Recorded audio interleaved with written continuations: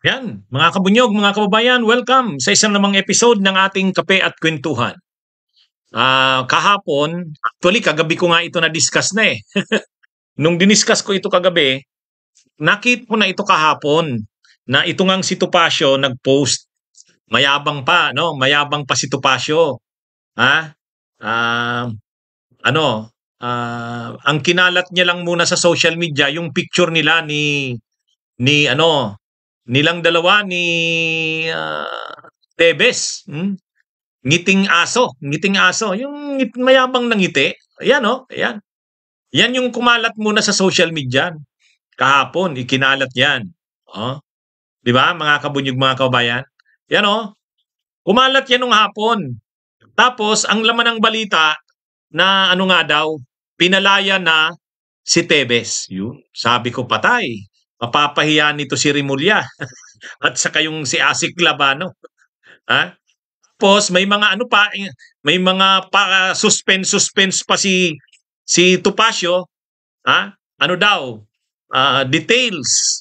Details will be discussed in statement that will be released later. Yun, wow. Parang ano lang muna, patakam lang muna, no? Patakam lang muna. Basta ang kinalat lang muna 'yan. Yung picture na 'yan. Tingnan niyo ang ngiti. Lakihan ko ha. Tingnan niyo ang ngiti ni Topacio. Yan. Wow. Oh, tingnan niyo ang ngiti ni Topacio mga kabunyog ha. Nakita niyo? Yan sa laki ba naman na yan?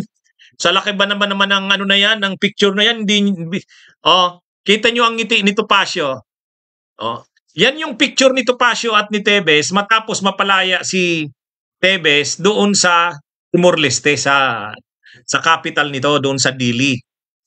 So yan, kumakalat yan kahapon. Kumalat yan. Pero dahil may mga patakam man ko na may mga patakam si Topacio, kinalat na yung picture, walang detalye. Kinalat na yung picture. Basta ang sabi lang, details will be provided in a statement that will be released later. Yan. Ngayon, okay, di sabi ko, paano kaya ito sasaluhin nila Rimulya at saka ni Clabano? Ni Asik Clabano? Kasi ano to eh, naka-score dito si Topacio at saka si Tebes. Tingnan mo naman yung tawa diyan ni yung ngiti diyan ni Topacio, ngiting aso eh. 'Di ba? Ngiting aso talaga. Ngayon, bigla pagkalipas ng ilang oras, nag-release ng statement ang DOJ na rini-arrest. Ilang oras lang daw pagkalaya ni Tebes, muli itong inaresto. Yun, patay. Alam nyo, tayo mga kabunyog, tayong mamamayan, hindi na natin alam kung sinong papaniwalaan diyan. Hindi na natin alam kung sinong papaniwalaan diyan. Sa bagay tayo, hindi naman tayo kakampi dito sa grupong ito nila Topacio at Tebes. Kaya lang, na ano na rin tayo dito sa gobyerno ng Pilipinas lalo dito sa DOJ, kay Rimulya. Gawin na kasi nila ang magagawa nila, lahat ng magagawa. Talagang anuhin na nila yan. I-deport na nila yan. Pero, buti na lang at ang balita ngayon, muli daw inaresto. Pero may counter din si Topacio. Sabi ni Topacio, hindi totoo yan. Nandito ako sa Timor-Leste. Hindi natin, sabi naman ng DOJ, hindi rin totoo yan. Misleading yung sinabi ni Topacio. Totoong nakalaya siya pero muling inaresto. Kaya ngayon, ang mga balita ngayon mga kabunyog, ito na nga, nasa custody. Yan ibinalik sa police custody. Yun ang mga balita ngayon sa media. Bakit? Bakit ganun yung balita sa media? Ay kasi, yun ang sabi ng DOJ, na totoo daw naman na pinalaya pero ilang oras lang, matapos lang ang ilang oras na kalayaan, minuto nga lang daw, sabi ni Rico Casinillo eh. Matapos lang ang ilang oras, kaagad, inaresto din uli. Kaya ang mga balita naman ngayon, ibinalik sa police custody. Tapos, ang mga balita pa ngayon, Tebes, re-arrested. Ganun na ang mga balita ngayon eh. Ngayon, ang tanong, sino ba talagang nagsasabi ng totoo sa kanila? Sino nagsasabi ng totoo? Malaya na ba o hindi? Sabagay, sabi naman ng DOJ, pinalaya, kaya lang sandali lang. Matapos lang na palayain ng ilang oras, muling inaresto. O yun. Kaya anyway, abangan natin ang susunod na mga ano talaga diyan. Kasi kahapon ikinalat yan ni Topacio. Pinagmamalaki niya talaga. Oh, ikaw ba naman? Parang ang ngiti na yan dyan ni Topacio, insulto kila Rimulya at Labano eh. Oh. Tapos kinalat talaga yan. Kalat na kalat yan kahapon eh. Pero nang nagbabalita na ako niyan kagabi, mayroong mga nagbigay sa atin ng information, hindi attorney, na-rearrest uli. Sabi ko, ang gulo pala ng pangyayari na yan. Oh. Kaya yan mga kabunyog, hindi natin alam. Bukas natin yan malalaman kung ano talaga. Pero, paniwalaan muna natin ang gobyerno. Kasi alangan namang mas paniwalaan natin yung mga kriminal na yan. Paniwalaan natin ang gobyerno na totoo nga na nakalaya si Tevez pero pagkalipas lang ng ilang oras muling inaresto. Doon na muna tayo. Ngayon, doon na kasi mahirap na mas paniwalaan pa natin yang si mga kriminal, si Topacio at saka yan si Tevez.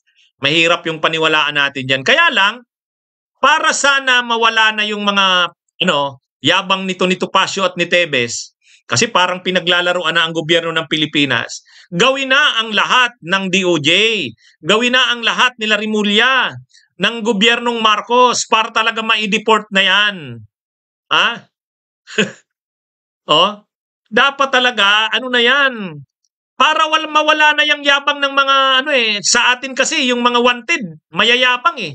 Mayabang si Kibuloy, mayabang si Bantag, mayabang si Tevez. Pati mga abogado nila mayabang si Topacio. Para mabawasan ang mga yabang niyan, umawala ang mga yabang niyan, magpakita na ang gobyerno ng resulta. Ngayon hindi na alam ng tao kung sinong papaniwalaan.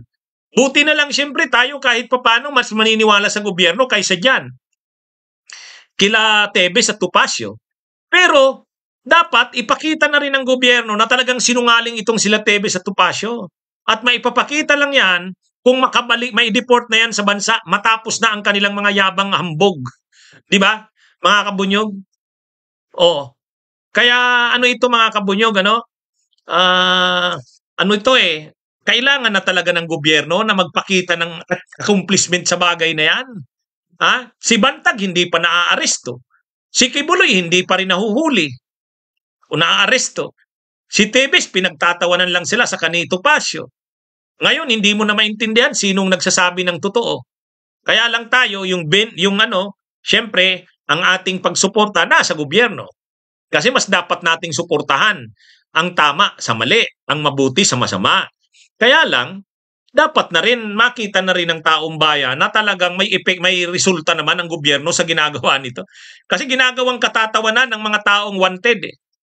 Walang nangyayari, walang naaaresto kahit isa eh.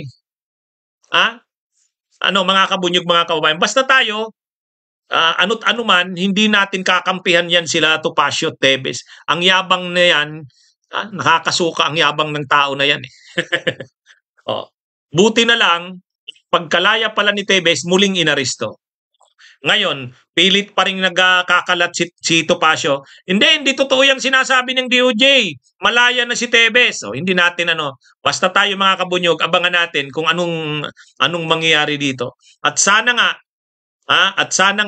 mai-deport na yan sa bansa. Maibalik na yan dito. Mapanagot na sa kanyang krimen, yang si Tevez. Ang pagkakaiba lang talaga ni Tevez, siyempre maraming pera yan, nagagamit niya doon. Siyempre may corrupt din doon sa Timor-Leste. Ang abogado yata ni Tevez doon, sabi, dating Justice Minister mahirap talaga, maraming connections din niya. Pero gamitin na ng gobyerno ang kapangyarihan nito at ang koneksyon. Government sa government na. Total, nang pumunta dito yung presidente ng Timor-Leste, si Horta. Di ba? Maayos naman yung pag-welcome sa kanya dito at maayos yung usapan eh. Kaya na ito mga kabunyog, ipanawagan nating umaksyon na ang gobyerno, bilisan na, i-deport na dito si Tevez. May makita naman na ang tao na may na-accomplish sa gobyerno sa mga wanted na yan. Wala kasing nangyayari. Si Bantag, si Tebe, si Kibuloy. Okay. Sige po mga kabunyog, mga kababayan. Magandang araw po sa inyong lahat. Mabuhay po tayo. May kulanong salita na ang ibig sabihin dito ay ang pagkakaisa. Bunyog Party List. Halika na, Bunyog Party List ka na. Halika na, Bunyog Party List ka na. Sa susunod, ang atinang suportahan, Bunyog Party List, nagtataguyod ng katotohanan, lumalaban para sa bayan.